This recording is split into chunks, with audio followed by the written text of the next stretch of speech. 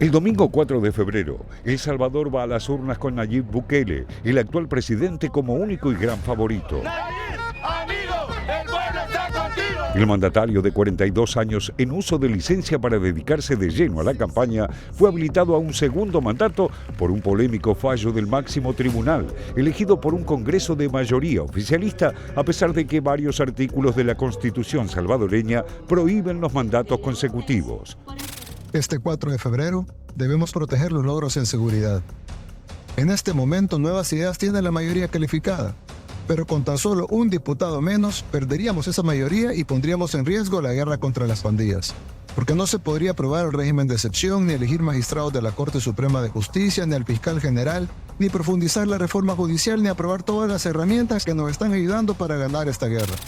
La encuesta más reciente realizada por la consultora Observa El Salvador, integrada por universidades y organizaciones de la sociedad civil, señala que Bukele se impondría en los comicios con el 70% de las preferencias del electorado, superando ampliamente a todos los candidatos de la fragmentada oposición. Como candidato a la presidencia. En segundo lugar, se ubica Manuel Flores, el líder del Frente Farabundo Martí para la Liberación Nacional, con un 2,9% de aprobación, y en tercer lugar, Joel Sánchez, del Partido Alianza Republicana Nacionalista, dos fuerzas que otrora gobernaban los destinos del país.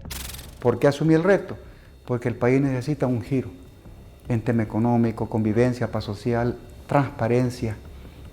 Eso es lo que el país requiere: recuperación del agro, disminuir los precios de la canasta básica, empleo para la juventud, traer inversión extranjera, que es lo que no existe. Hoy en día, El Salvador aumenta los niveles de pobreza y miseria que con los gobiernos del frente habían disminuido considerablemente. No se cumplen las promesas de reparar escuelas, de reconstruir los caminos, de las calles. No hay empleo y la migración ha aumentado, especialmente en la juventud. Este es un proyecto político histórico, donde está en juego el futuro de nuestra democracia, donde queremos parar las injusticias de instalar una dictadura. Queremos un país libre, soberano, democrático, pero sobre todo un país que sea para todos los salvadoreños, en beneficio de los salvadoreños.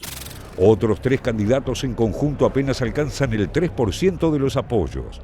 La única esperanza opositora está puesta en convencer al 21% del electorado que, según este estudio, piensa abstenerse o anular su voto.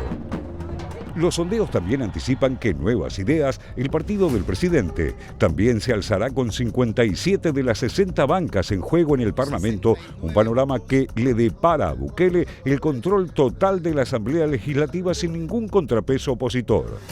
Ni los partidos tradicionales ni las fuerzas emergentes como Vamos y Nuestro Tiempo han logrado eclipsar la altísima popularidad de Bukele, alcanzada gracias a la política de mano dura y el estado de excepción permanente, dispuesto desde marzo de 2022, que logró neutralizar el azote de las pandillas y disminuir la cantidad de homicidios a mínimos históricos, a pesar de las múltiples denuncias de detenciones arbitrarias y violaciones a los derechos humanos en las cárceles. Según datos oficiales, en los penales del país hay 75.000 detenidos, el 2% de la población adulta salvadoreña, cifras que ubican a El Salvador en el país con la tasa de presos más alta del mundo.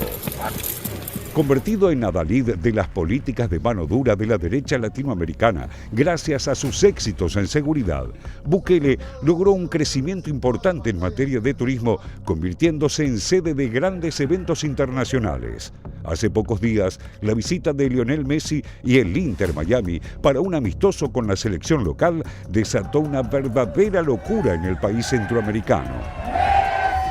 Los magros resultados económicos y el crecimiento sostenido de la pobreza no logran empalidecer la figura del mandatario.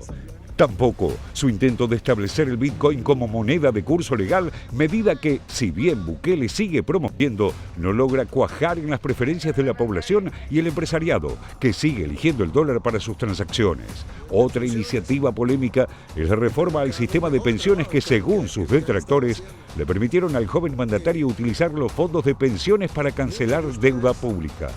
Es que mucho tiene que ver con la propaganda que se ha hecho desde el gobierno. O sea, tiene un aparato comunicacional muy fuerte que ha logrado posicionar como bueno muchas cosas que están haciendo. Pongo el ejemplo, el tema Bitcoin. Se planteó que eso iba a significar para el país desarrollo, que venían bastantes obras hasta la ciudad Bitcoin, todo esto, y mucha gente lo creyó. Entonces, mucho de lo que habla el gobierno en temas de seguridad, por ejemplo, es basado en una propaganda que le está haciendo ver a la gente que esto es efectivo, que esto es lo bueno, a los políticos de otros países. Entonces ellos creen que ese es el camino. Ajeno a las críticas internacionales en materia de derechos humanos, todo hace prever que Nayib Bukele accederá a un segundo mandato sin una oposición que opaque o equilibre su hegemonía política. Y recién lo afirmaba el informe, altos niveles de población carcelaria. Si hay una imagen de Bukele en el mundo, son sus cárceles y la derivación de detenidos. Félix, contanos cómo es el ranking a nivel mundial de población carcelaria. Exactamente, Alejandro. Ranking de tasa de encarcelamiento. Recordemos que es reclusos cada 100.000 habitantes. El Salvador la encabeza con 1.076, seguida por Cuba con 794, Ruanda 621, Turkmenistán 576, Samoa Americana 538. Recordemos que estos datos son cada 100.000 habitantes. Estados Unidos 531, Panamá 499, Palau 428, Bahamas 409, Guam y Uruguay cierran la lista con 408. Bueno, evidentemente no le ha ido mal en la lucha contra las maras, ¿no? En Salvador y transformado en el pilar de su política. Sí, que bueno, lo hemos contado otras veces, muchos mandatarios que de hecho lo miran con mucha simpatía. Es innegable los datos que, bueno, el propio Bukele decía, pasamos de ser el país que encabezaba el ranking de homicidios a estar entre los más seguros de Latinoamérica. Estos números que le gusta publicar a Bukele, de que hay días enteros en los cuales no registra un homicidio, cuando antes realmente El Salvador encabezaba el ranking de cantidad de homicidios a nivel mundial. Pero lo que también venimos contando, ¿no?, que tiene que ver con la contracara y las denuncias de los organismos de derechos humanos. De hecho, es interesante algo que publicaba el medio El Faro, que cuestiona mucho a Bukele, que recordaba este dato que el propio Bukele en su momento dijo que al menos se consideraba que había 70.000 pandilleros, se calcula que ahora hay al menos 75.000 que están presos y que siguen sosteniendo que hay al menos 40.000 pandilleros más que están en la calle. Entonces, lo que se cuestionaba justamente este medio, que me había parecido interesante, es qué pasa con esos alrededor de 30.000 o esa mitad que está presa, ¿no? Porque los organismos de derechos humanos lo que vienen denunciando es, por un lado, las condiciones en las que están los presos, algo que a Bukele le gusta hablar, decir, bueno, si hay una ola de violencia afuera, les vamos a quitar la comida dentro de las cárceles, ¿no?, que va a tener una repercusión, o cómo duermen, entre otras condiciones carcelarias. Pero también las denuncias tienen que ver con muchas personas que dicen, éramos víctimas de las pandillas, mi papá era víctima de las pandillas y se lo llevaron preso como pandillero, ¿no? Claro. Esto hace, digamos, por eso hacía referencia al número y la cantidad de personas y de denuncias que se vienen haciendo que no tenían posiblemente ningún nexo, pero que el estado de excepción ha permitido justamente un encarcelamiento de forma completamente arbitraria. De hecho, bueno, lo hablábamos con Ever fuera del aire, también otras de las denuncias que tienen que ver con funcionarios de Bukele y supuestos negociados, que de hecho el Faro publica incluso audios que se dan entre pandilleros, digamos, de supuestas negociaciones que habría llevado el gobierno con pandilleros, y los testimonios incluso de personas que estuvieron presas y que contaban el trato distintivo que se les daba a los pandilleros de las personas que se sabía que no tienen ninguna relación con las pandillas dentro de las cárceles. Hay una realidad, ¿no? El Salvador se encontró en muy poco tiempo con decenas de miles de hombres que infringían la ley en Estados Unidos, que formaban pandillas, sobre todo en el Bronx, si no me equivoco.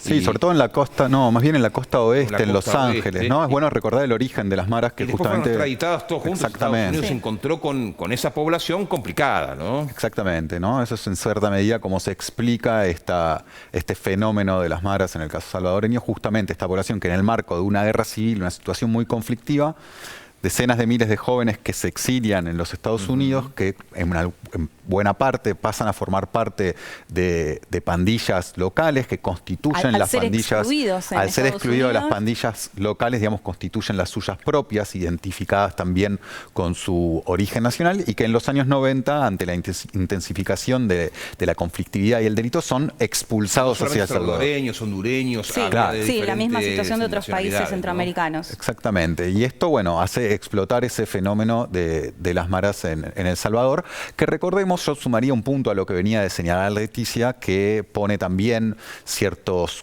cuestionamientos o interrogantes sobre la política de Bukele, que es hasta dónde esta política se sostiene exclusivamente a partir de esta lógica de encarcelamiento y represión, y también, y esa es la pregunta que se plantean varios investigadores periodísticos y también judiciales en torno a lo que sucede en El Salvador, hasta dónde esta paz social que logra Bukele se sostiene también en un pacto entre Estado y líderes de las principales maras, notablemente de la MR13. Es decir, que también podríamos pensar en una situación de ese tipo, y es lo que varias investigaciones periodísticas vienen denunciando durante el último año, sobre todo a partir de lo que fue, recordemos que en 2022, antes de lo que fue el anuncio del estado de sitio en El Salvador, bueno, hubo unas pocas semanas en las que nuevamente hubo varios centenares de muertes. Pandillas, ¿no? Para poder tener el poder de hasta negociar, según se rumorea, con el gobierno central. Sí, desde ya. Bueno, se suele decir que hay que diferenciar el fenómeno de las maras de El Salvador de lo que son las lógicas de los carteles de narcotráfico,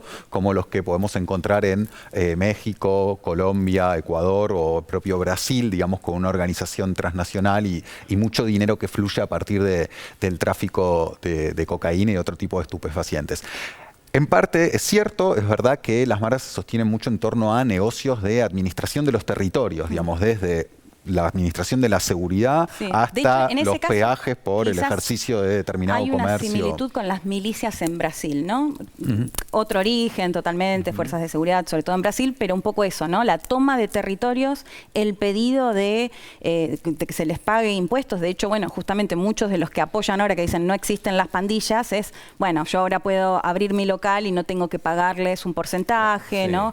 Puedo caminar por las calles y los pandilleros no me amenazan. No es un dato menor el que estás dando, porque ustedes están planteando un panorama de un territorio realmente desolador, dominado por las pandillas, y llega un líder político, más allá de los cuestionamientos del gusto ideológico y personal de cada uno, que trae una solución al menos a ese fenómeno, ¿no? Le da una respuesta, y eso lleva a una popularidad altísima. Estamos hablando de la posibilidad de una intención de voto del 80%, cuando Bukele obtuvo un 53% en la primera vuelta. Y con otro dato... La pregunta un poco es hasta dónde se sostiene, digamos, me gustaría introducir un matiz en torno a que no es la primera vez que esto sucede. Sí, tal vez que dura tantos años, porque recordemos que ya van a ser 4 años, con este intervalo que yo mencionaba en el 22, donde hubo una suerte de ruptura de esa dimensión también de pacto entre ciertos líderes de las principales pandillas y el gobierno de Bukele, y por eso durante unas semanas hubo una cantidad de asesinatos y hechos de violencia muy fuerte, pero no es la primera vez que el Estado salvadoreño negocia con los líderes de las maras para encontrar una cierta dimensión de paz. Es cierto que, en buena parte, para la vida cotidiana de la población, esto representa un alivio que se va a traducir también en el apoyo electoral que obtiene, ¿no?